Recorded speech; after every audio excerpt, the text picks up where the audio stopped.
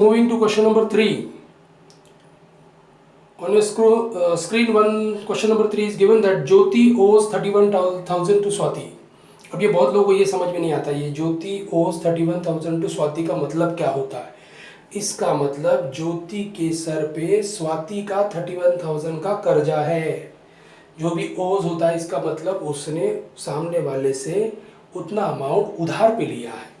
तो ज्योति ने स्वाति से 31,000 का कुछ पैसा अमाउंट गुड्स लिया होगा या कैश उधार पे लिया होगा, और उसके लिए for which was draws a bill on Jyoti, उसके लिए स्वाति ने ज्योति पे बिल ड्रॉ कर दिया फॉर 2 मंथ। देखो आपको इधर पता चला, चलो पहले सेंटेंस नहीं पता चला तो भी इस सेंटेंस से पता चल जाता है कि बिल ज्योति पे ड्रॉ हुआ है, सो ज्योति बन गई ड्रॉवी तो स्वाति बन गई ड्रॉवर, ये इधर पता चल जाता है। तो ये पूरे सेंटेंस में हमें लेने वाली चीज़ क्या है, हमें देखने वाली चीज़ ये है कि स्वाति ने ज्योति पे 31,000 का 2 मंथ का बिल ड्रॉ किया है।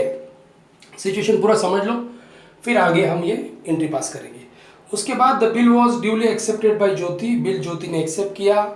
Swati send the bill to bank for collection. अब ये बैंक फॉर कलेक्शन मेरे लास्ट वीडियो लेक्चर में मैंने एक्सप्लेन किया था, वापस एक बार देख लो। देखो स्वाति के पास वक्त नहीं है कि स्वाति ये सब बिल का डेट देख सके और टाइम पे जाके ज्योति से पैसा ले सके। तो स्वाति ने क्या किया, स्वाति चली गई बैंक में और स्वाति ने बैंक को बोला ये मेरा बिल है, ये मैं आपके कस्टडी में देना चाहती हूँ, ये आपके पास रखो, जब भी इसका मैच्योरिटी पीरियड आ जाएगा वो जो ड्रॉवी है ज्योति है उससे जाके आप पैसा कलेक्ट कर लो, और ये जो भी आप पैसा कलेक्ट करके मुझे दे दोगे मैं आपको उसमें जो भी आपका बैंक का चार्जेस है मैं आपको दे दूंगी। तो ज्योति हॉनर्ड द बिल, देखो ज्योति ने टाइम पे पैसा दे दिया मैच्योरिटी के दिन on the due date, and bank charges 475 rupees as a bank charge. मतलब स्वाति को बैंक ने पूरा 31,000 नहीं दिया, उसमें से ये पैसा कलेक्ट करने का जो काम किया है बैंक ने उसका चार्जेस लिया है 475। तो आज हम ये entry in the books of drawer, in the books of drawing दोनों देखने वाले हैं। मैंने ऑलरेडी देखो जर्नल में नंबर देके रखे, इसका इन द बुक्स ऑफ ड्रॉवर में 3 एंट्री होने वाला है, लेकिन इन द बुक्स ऑफ ड्रॉइंग में इसका 2 ही एंट्री होगा। क्यों होगा वो मैं आज एक्सप्लेन करने वाला हूँ।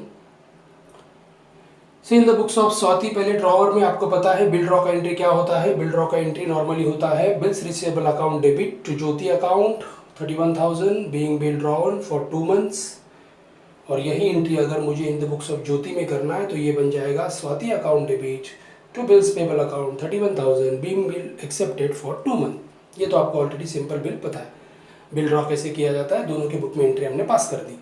अब देखो, अब स्वाति गई है बैंक में, ओके स्वाति बैंक में गई है, उसने बिल जाके बैंक को कलेक्शन के लिए बैंक के पास सरेंडर कर दिया। इसके लिए देखो बिल रिसीवेबल क्रेडिट में चला गया क्योंकि बिल जा रहा है, बिल बैंक के पास गया, काय के लिए गया है, बैंक फॉर कलेक्शन। स्वाति ने वो बिल बैंक को कस्टडी में दे दिया, ये लो 31,000 का बिल आपके पास रखो, जब मैच्योरिटी आ जाएगी तो मुझे आप ये 31,000 लेके दे देना।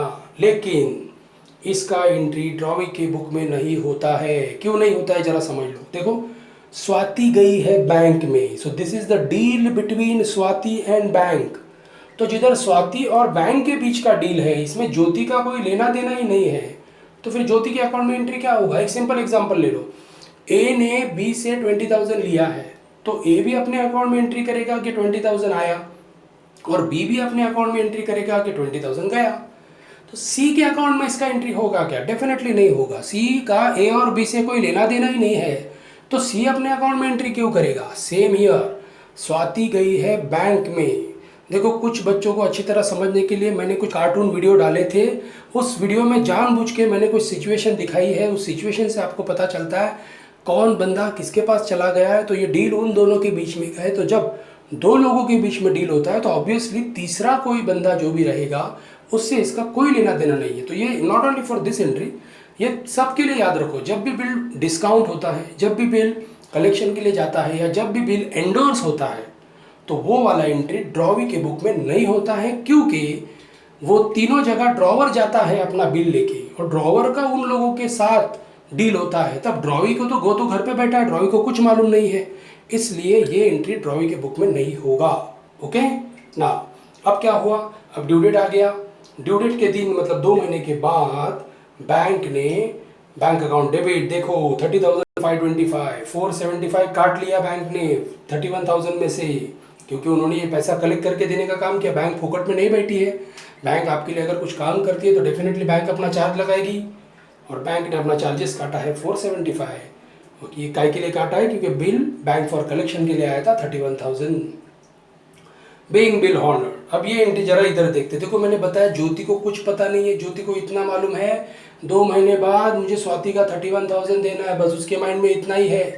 तो इसका पैसा जाने वाला है टू कैश, और किसके अगेंस्ट पैसा देने वाली है? बिल के अगेंस्ट देने वाली है, तो उसको तो बैंक का कोई लेना देना ही नहीं है, तो वो सिंपल एंट्री पास करेगी।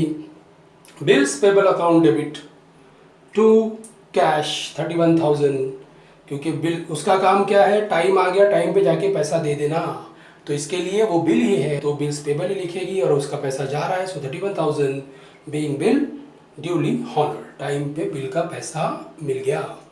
सो इस तरह आज ये बहुत इंपॉर्टेंट बात मैंने बता दी कि बिल अगर ड्रॉवर किधर भी लेके जाता है तो उसका एंट्री ड्रॉवर के बुक में होता है, वो एंट्री ड्रॉविंग के बुक में नहीं होता।